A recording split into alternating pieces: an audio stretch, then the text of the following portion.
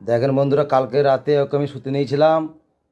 তো এখন বাজে 10টা 32। এই চ, ওঠ। কী হলো কি তোর?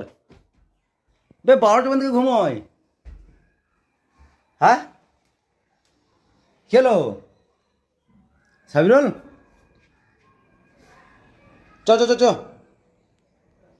এখন 12টা বাজতে চললো, এখনও ঘুম থেকে উঠছে না। বলছে তুই চ, আমি যাচ্ছি। তুই খাইছিস? কিছু খাইছিস? কি খাইছিস? চা? কোথায়? হ্যাঁ,